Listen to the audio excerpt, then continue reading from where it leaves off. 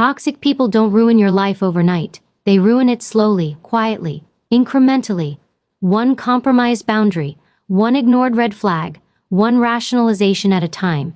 And by the time you realize you were drowning, you've already invited them into your house, your business, your bed, your family. I spent years in the Secret Service. Interrogations, threat assessments, protective intelligence. Our job wasn't to clean up damage, it was to prevent it. To spot danger before it became a headline, before it became blood on the pavement. That's what we're talking about today. How to spot toxic people before they cost you your peace, your money, your reputation, your sanity. Because here's the truth. You are far more capable than you think, far more perceptive than you think, but you override your instincts. Why? Because you want to be liked. You want to believe the best. You don't want to seem mean. Short-term comfort, long-term damage. I learned this the hard way early in my career. I was working a protective detail, and we had an individual who kept showing up to events. Always polite, always smiling, never technically breaking a rule. On paper, clean. In reality, my gut didn't like him. Nothing dramatic, just off. Most people ignore off. They wait for obvious. They wait for proof. They wait for flames. But danger doesn't show up with a warning label. It shows up charming. It shows up helpful. It shows up funny. Predators don't hunt the strongest animal in the herd. They look for the distracted one, the isolated one, the one second-guessing itself. And that's what toxic people are. Predators of attention, predators of emotion, predators of access. That man? Months later, he escalated, crossed lines, tried to force access. He wasn't confused, he was calculating. We intervened before it turned physical. But that off feeling, that was data. Data. Your intuition is not drama, it's data. Why does this matter? Because toxic people don't just waste your time. They erode you. They drain your cognitive bathtub. And once that bathtub is full, stress, resentment, anxiety, self-doubt, one small splash sends water everywhere. You can't think clearly, you can't decide clearly, you can't see clearly. And then you say, how did I end up here? You ended up there because you kept adding water. Let me be blunt. You are not that special. Your heartbreak, not unique. Your betrayal, not unique. Your I didn't see it coming, not unique. And that's good news, because it means this is predictable. And if it's predictable, it's preventable. Most toxic people follow patterns, very clear patterns. If every bar you go to you get into a fight, is it the bar? If every relationship ends with you saying, they changed, did they? Or did you ignore the iceberg under the surface? People are icebergs, you see 10%, the rest is underwater, their values, their insecurities, their unresolved trauma, their entitlement, their envy. Your job is not to melt the iceberg. Your job is to decide, do I want to navigate around this or sail straight into it? Stop trying to fix people. Stop trying to decode them. Stop trying to save them. That's how you drown. I once interviewed a woman whose husband had drained their savings. Gambling, lies, affairs. When I asked her, when did you first notice something was off? She said, on our second date. He lied about something small, second date. But she told herself, it's nothing. It's always nothing. Until it's everything, you always have a choice. Always. Even when it feels like you don't.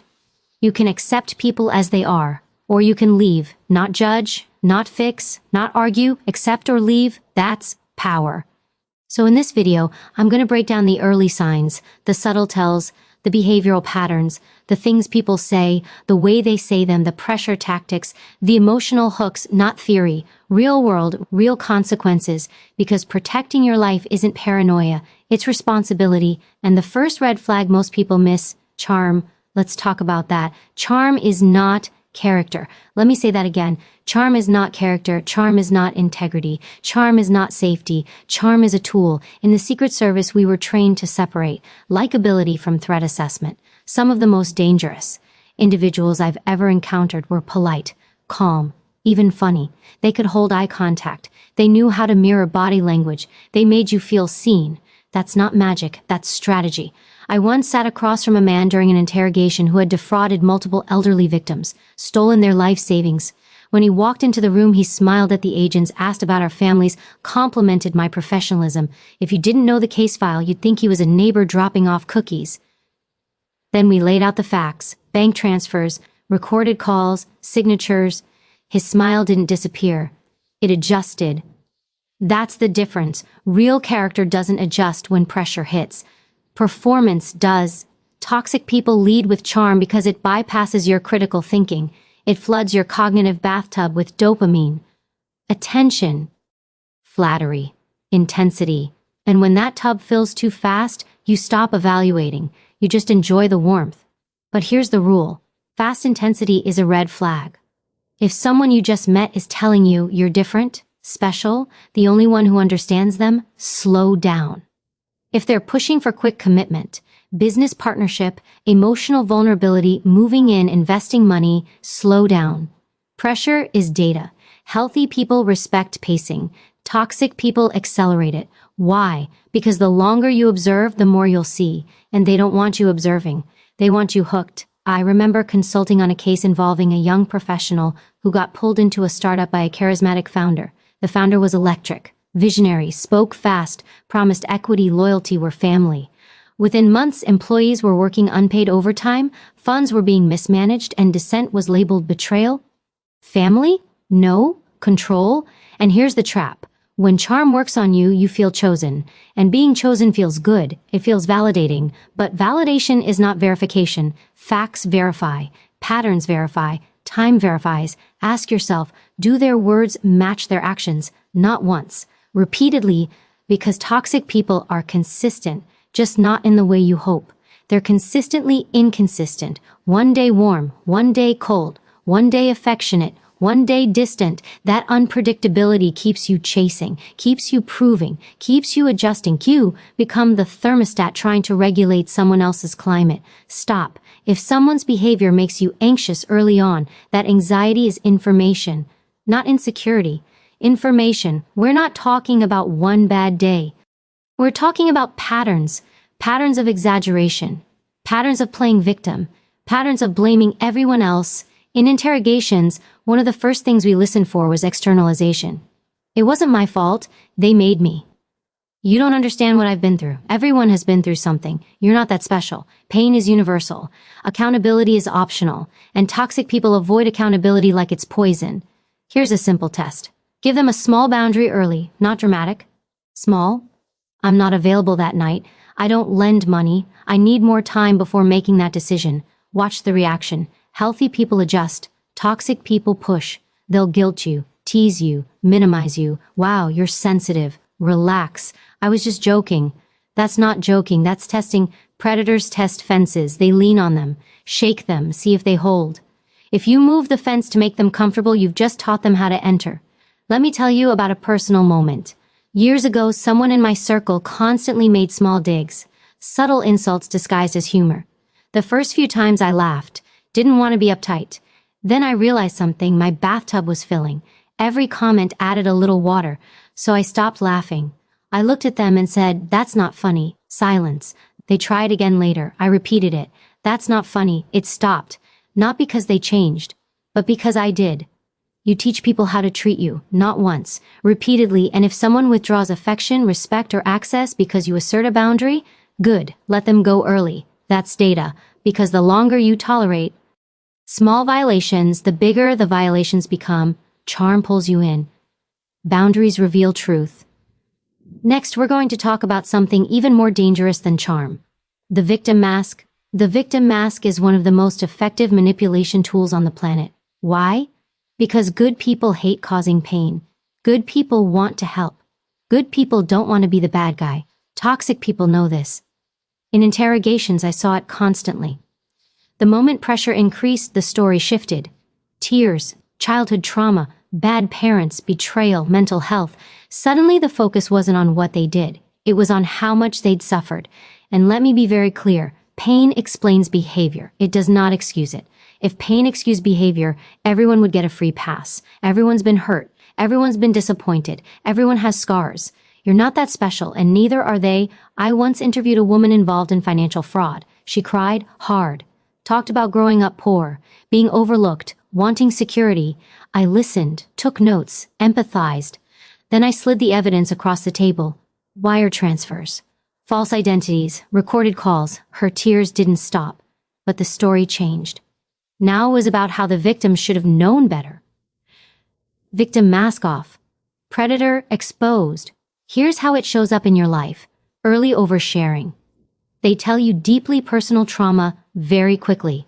Abuse, betrayal, addiction, mental health struggles. On the first few dates, first few meetings, first few conversations. That's not vulnerability, that's flooding. They're dumping their emotional bathtub into yours. And now you're holding it. You feel compassion, responsibility, obligation. And obligation is the hook. Ask yourself, why are they telling me this now? Healthy people reveal themselves in layers. Iceberg, 10% at a time. Toxic people flip the iceberg over and say, see how broken I am. You wouldn't abandon someone this wounded, would you? Who are you to impose? Rescue. That sounds harsh. It's not. It's reality. You are not a therapist, you are not a savior, you are not a rehabilitation center, and if you try to be, you'll drown. I call this the drowning rescuer problem. Someone is flailing in the water, you jump in without a plan, they panic, grab onto you, push you under to save themselves. Now you've got two people drowning. I watched this happen in my own family, a relative constantly in crisis, always something. Money, health, drama. Every gathering revolved around them, their needs, their emergencies. The family bent, then broke. Years later, nothing changed. Different crisis, same person. Here's the uncomfortable truth. Some people don't want solutions. They want an audience. And toxic people use victimhood to avoid accountability, to justify bad behavior, to extract resources, money, time, emotional labor, loyalty. They'll say things like, everyone always leaves me. I can't trust anyone. You're the only one who gets me. That's not intimacy, that's isolation. They're slowly cutting you off from perspective, from other voices, from reality. In protective intelligence, isolation is a major warning sign. Anyone trying to isolate a principal, emotionally or physically, gets immediate attention. Why? Because isolation increases control. Here's another tell, they never seem to recover. Ever. Yes, trauma takes time. Yes, healing isn't linear. But watch the trajectory. Are they taking steps, seeking help, building stability? Or is it the same story on repeat? Same villains, same chaos, same excuses. If every bar you go to you get in a fight, is it the bar? At some point, pattern overrides sympathy. I once had a friend who was always wronged by bosses, by partners, by friends. Everyone used them, everyone betrayed them. Eventually, I asked one question, what do you think your role is in these patterns? Silence. That told me everything. Facts win arguments. Not I feel, not I think. Facts. And here's the fact. People who refuse to look at themselves will eventually make you the villain. When you stop rescuing, you become cold. When you set boundaries, you become selfish. When you leave, you become just like everyone else. That's the cost of clarity. Write this down. Compassion without boundaries is self-destruction. You can care without carrying. You can empathize without entangling. You can listen without committing. Your job is not to heal them. Your job is to protect your life. Next, we're going to talk about inconsistency, the chaos cycle that keeps people hooked long after they should have walked away. Inconsistency is not confusion, it's control. Let me say that again because this one traps smart people. Inconsistency is not confusion. It's not stress. It's not they're figuring things out. It's control. In protective work, predictability equals safety. Unpredictability raises flags. When someone's behavior keeps shifting without explanation, your nervous system stays on high alert. That's not accidental. That's leverage. I've seen this in interrogations and in real life.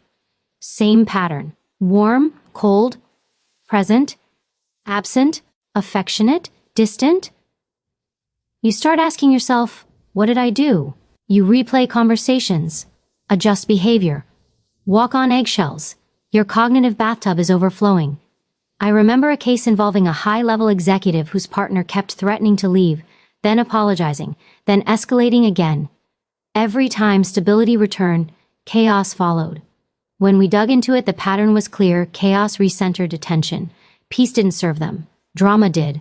Toxic people use inconsistency to destabilize you. When you're destabilized, you're easier to influence, easier to guilt, easier to manipulate. Healthy people may have bad days. Toxic people create bad climates.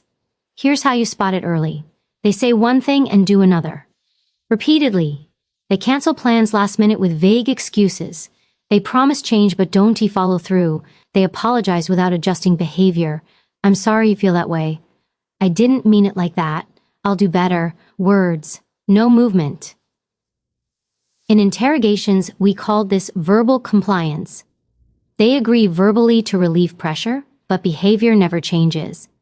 Because change was never the goal, relief was. And here's the trap. You start focusing on the good moments, the highs, the apologies, the brief returns to normal. That's intermittent reinforcement.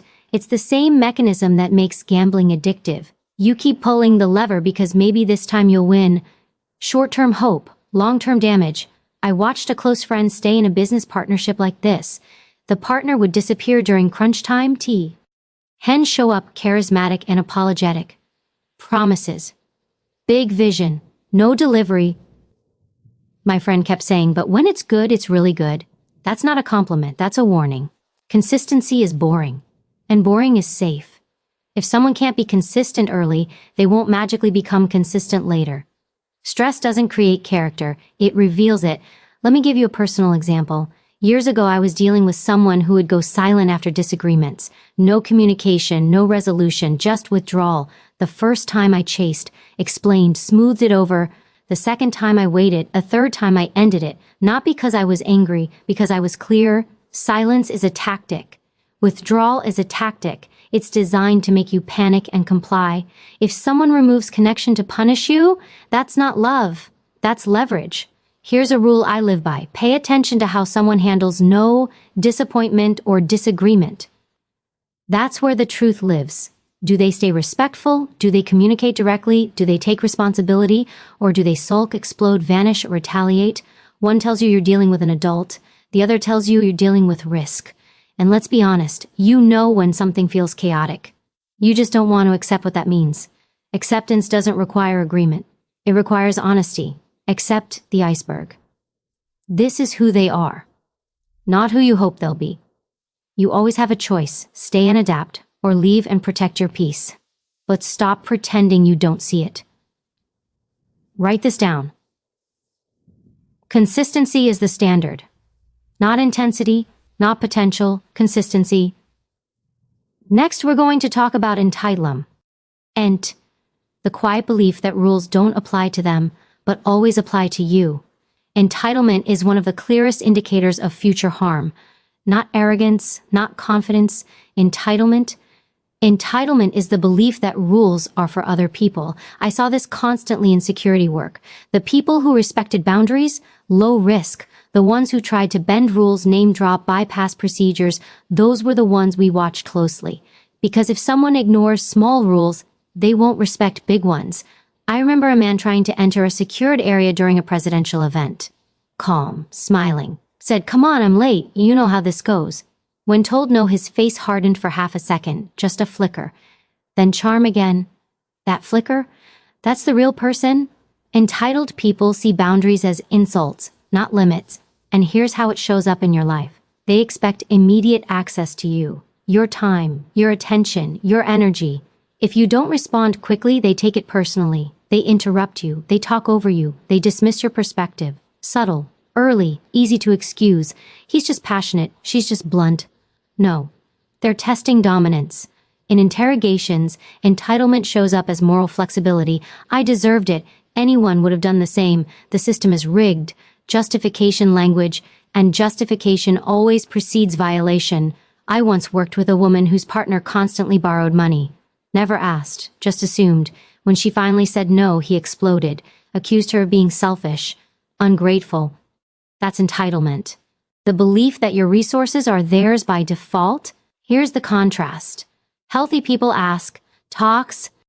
I see people assume. Healthy people respect your no. Toxic people punish it. Pay attention to how someone reacts when you inconvenience them, when you can't show up, when you don't comply. Do they adapt or attack? And let's talk about favors, because this one confuses people. Toxic people give to get, always. They do favors you didn't ask for, then remind you of them later. After everything I've done for you, that's not generosity, that's debt creation. I saw this in a consulting case where a manager constantly helped employees, then used that help to control schedules, silence complaints, demand loyalty. That's not leadership, that's leverage. True generosity doesn't keep score. Entitlement also shows up as selective morality. They're harsh with others, forgiving with themselves. Everyone else is stupid, lazy, incompetent, but their mistakes are understandable, excusable, necessary. If someone can't hold themselves to the same standard they demand of you, that imbalance will cost you. And here's the part. People resist. Entitlement doesn't improve with intimacy. It intensifies. Dating, marriage, business, family. Access amplifies behavior. The more access you give, the more entitled they feel. That's why early boundaries matter. Shoes by the bed, small steps. You don't run a marathon, you put your shoes on. Then you stand up. Then you take one step. Boundary early, boundary small. Boundary calm. I'm not comfortable with that, that doesn't work for me. I won't be doing that. No justification. No over-explaining. Facts win arguments, not feelings, and if someone tries to debate your boundary, that's your answer. Boundaries are not negotiate. Ions. Write it down. Entitlement is a warning sign, not a quirk, not a phase. Next, we're going to talk about gaslighting, how toxic people distort reality and make you doubt your own perception. Gaslighting is psychological warfare. That's not dramatic, that's accurate. It's the slow, deliberate erosion of your confidence in your own perception. And once that goes, you're easy to control. In interrogations, there's a tactic where someone challenges the evidence, not because it's wrong, but to destabilize the interviewer. That's not what happened. You're misreading it. You don't understand the context. If you're not grounded in facts, you start second-guessing. Toxic people do the same thing in relationships. You bring up something specific. Yesterday you said you'd call. Last week you told me you weren't in contact with her. You raised your voice. And instead of addressing the behavior, they attack your perception. That never happened. You're too sensitive. You're imagining things. Why are you always twisting my words? Notice the shift from facts to your character. Facts win arguments, not I feel, not you're crazy, facts. I once worked with a woman who kept meticulous notes during a custody dispute because her ex would deny entire conversations. Dates, times, emails, texts. When we put everything side by side, the pattern was obvious. Without documentation, she would have looked unstable. Gaslighting thrives in vagueness, in emotional fog, and here's what happens when it works. Your cognitive bathtub fills fast. Confusion, self-doubt, anxiety. You start asking friends, am I overreacting? You replay conversations in your head at 2 a.m. You soften your tone, shrink your concerns, apologize for bringing things up. Stop. If you need to collect evidence to prove your reality in a relationship, that relationship is already compromised. Healthy people may disagree with your interpretation, but they don't erase events. There's a difference between I remember it differently and that never happened. One is perspective. The other is distortion. I'll give you a personal story. Years ago, someone close to me consistently reframed conflicts. If I brought up something, they'd respond with, you're misunderstanding. Over time, I started pre-editing myself, thinking, maybe I am mishearing. Then one day, I recorded my own memory. Immediately after a conversation, I wrote down exactly what was said. Later, when the story shifted again, I checked my notes. The pattern was clear. It wasn't confusion, it was control. When someone repeatedly makes you doubt your memory, your feelings, your judgment, that's not a communication issue, that's a power move. And here's the most important question. Do you feel clearer after talking to them or more confused? Clarity is a sign of safety. Confusion is a sign of manipulation. Not always, but repeatedly, yes. You are far more capable than you think. Your instincts are stronger than you think, but you override them because you want harmony. Short-term peace, long-term chaos. Write this down. If you constantly feel wrong, small, or unstable around someone, pay attention. That feeling is data. You always have a choice, even when it feels like you don't. Next, we're going to talk about isolation, how toxic people slowly shrink our world until they're the center of it. Isolation never starts with handcuffs. It starts with suggestions, subtle ones. I don't trust your friends. Your family doesn't really support you. They're just jealous of what we have. In protective intelligence, isolation is one of the biggest red flags we track. Anyone who tries to cut a person off from their support system is increasing dependency. Dependency increases control. This isn't accidental. I've seen this play out in relationships, business partnerships, even friendships. I once consulted on a case where a woman moved cities for a partner. He encouraged it, promised support. New beginning. Once she arrived, the criticism started. Her friends were toxic. Her family was negative. Phone calls became fights. Within a year, her entire world had shrunk to one person. That's not love, that's containment. Toxic people don't isolate you by force. They isolate you by narrative. They slowly rewrite the story of who's safe and who isn't. And guess who always ends up on top of that list? Them. You'll hear things like, they don't really know you like I do. They're bad influences. They don't want to see you happy. Ask yourself, how do the people who truly love you feel after spending time with this person? Supported or concerned? Because people outside the fog see things clearly. And here's the trap. When you're isolated, you lose calibration. No mirrors, no reference points, no reality checks. In interrogations, isolation makes people more suggestible, more compliant, more eager for approval. Same principle. I had a friend years ago who stopped coming around, canceled plans, missed my list. Ones. Always had an excuse. When I finally saw them alone, they admitted, it's just easier not to deal with the fallout. That sentence should scare you. When avoiding conflict becomes a lifestyle, you're already controlled. Healthy relationships expand your world. Toxic ones shrink it. And notice this, they don't isolate you from everyone. Just the people who challenge them. Anyone who sees through the behavior suddenly becomes the problem. That's not coincidence. And let's talk about loyalty tests, because this is a big one. They'll put you in positions where you have to choose them or someone else, their feelings or your values, their version of events or your own memory. That's not loyalty. That's coercion. I watched this happen inside a company where the leader framed disagreement as betrayal. Employees stopped speaking up. Friends stopped giving honest feedback. The organization didn't fail because of external threats. It failed because truth was no longer allowed inside.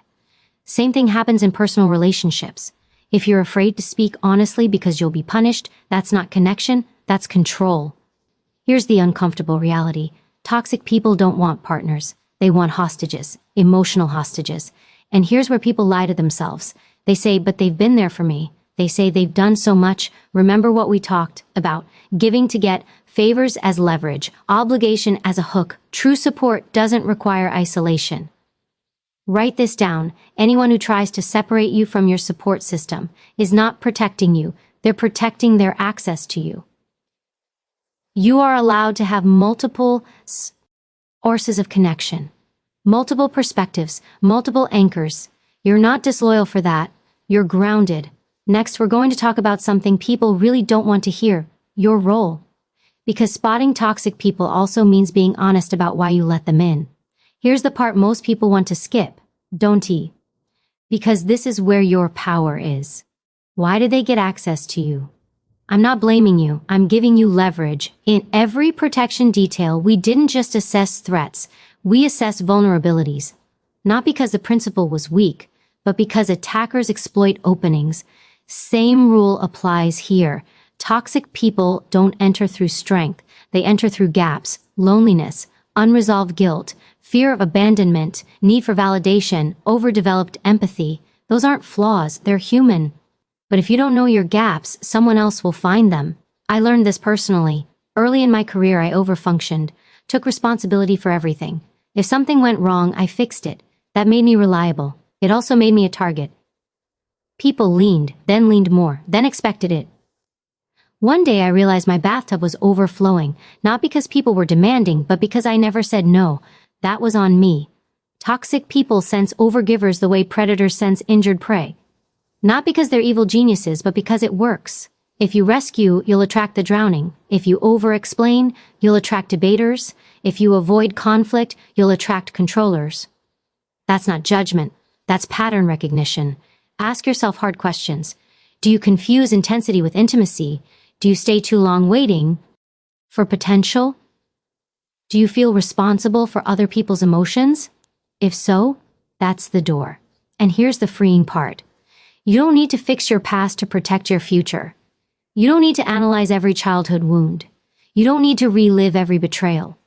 Stop overanalyzing the past. Accept reality, move forward, shoes by the bed. What's the next small step? Maybe it's pausing before you commit. Maybe it's saying no once without explaining. Maybe it's leaving when the pattern is clear, not when the damage is catastrophic. I once asked a client, if this were happening to your best friend, what would you tell them? They didn't hesitate. That answer? That's your truth. You already know. You just don't trust yourself yet. But here's the reality check. You always had a choice, even when it felt impossible, even when it was painful, even when walking away meant disappointment. You're stronger than you think, and accepting that you contributed, even unintentionally, doesn't weaken you. It empowers you. Because now you can change the conditions, boundaries, pacing, observation. Take things out of the bathtub. Stop adding water. You don't need more information. You need more restraint. Next, we're going to talk about how to leave cleanly, safely, without drama, before toxic people do real damage. Leaving doesn't require permission. It requires clarity. Most people don't stay because they're weak. They stay because they're negotiating with hope. They're waiting for closure, an apology, an explanation that finally makes it make sense. You don't get closure from toxic people, you get distance. In protective work, when a threat crossed a certain threshold, we didn't debate motives, we didn't argue intent, we acted. Why? Because delay increases damage. Same rule here. Once a pattern is clear, your job is not to convince them, it's to disengage. And disengaging doesn't mean drama. It means strategy. Here's how you do it clean. You stop explaining. Explanations are invitations for debate, and toxic people love debate. It gives them access. I've decided this isn't working for me. This no longer aligns with my priorities. I'm stepping back. Period. No essays, no emotional autopsies, no point-by-point breakdowns. Facts, calm, done. I once watched someone try to leave a manipulative business partner by laying out every grievance. Hours of conversation, evidence, logic. All it did was give the other person a roadmap to argue, deflect, and delay. When they finally walked away without explanation, the chaos stopped. Not because the other person understood, but because access ended. You don't owe people who hurt you a dissertation. And here's the part people underestimate. Distance clarifies everything.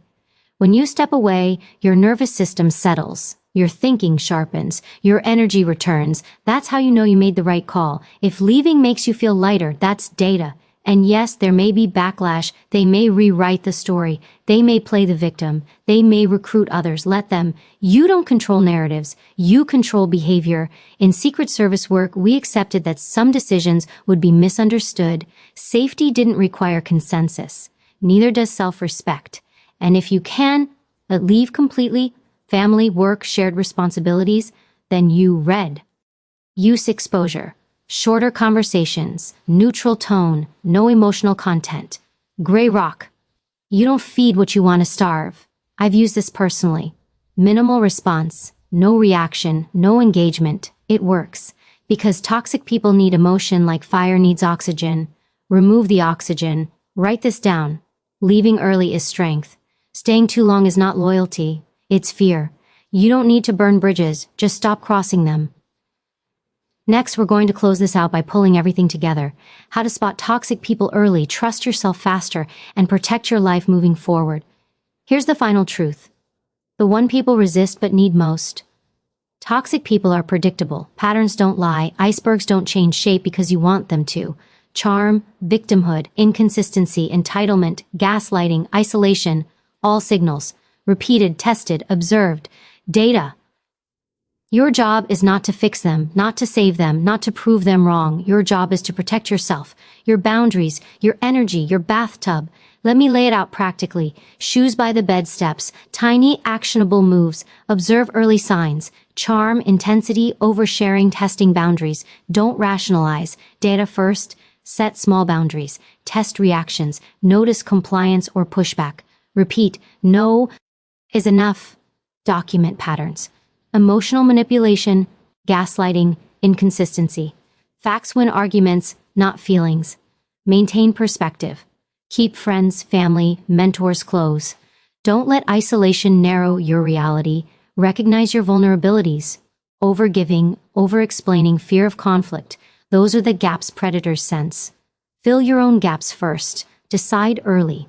You always have a choice. Accept people as they are, or leave. Not later, not after damage. Now. Exit strategically, calm, clear, no justifications. Stop adding water to your bathtub. Stop feeding the fire. Reclaim your life. Distance clarifies, energy returns, control returns. Focus on facts, boundaries, and your own growth. I've seen it in my career, my family, my friendships. People let small signals slide. They rationalize, they over-explain, they rescue, they wait. And then one day, the iceberg capsizes. The bathtub overflows. The damage is real. But you don't have to get there. You don't have to be reactive. You can be proactive. Remember these phrases. Repeat them. Teach them to yourself. Charm is not character. Fast intensity is a red flag. Victimhood is a tool, not truth. Consistency over potential. Boundaries are non-negotiable. Facts win arguments, not feelings. You are far more capable than you think. You have instincts. You have choices. You have tools. You just need to trust them. Here's a story to finish with. Years ago, someone tried to manipulate me, test me, isolate me. I recognized the pattern early. I took small steps, set boundaries, reduced access, walked away before the chaos escalated. No confrontation, no drama, just clarity. My life didn't implode, my peace didn't shatter, and my instincts were validated. That's your blueprint. That's your permission. You always have a choice. You always have control. You always have a life worth protecting. Write it down. Own it. Use it. Every boundary, every red flag, every step away is a declaration. I choose myself. I protect my energy. I see clearly. I act decisively. Stop overthinking. Trust the signs. Take the shoes by the bed steps. Protect your bathtub. Accept the iceberg. Leave before the water rises.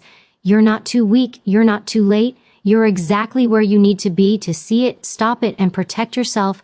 Go forward with clarity, with boundaries, with facts, not feelings, with strategy, not hope. And remember, you always have a choice. Always.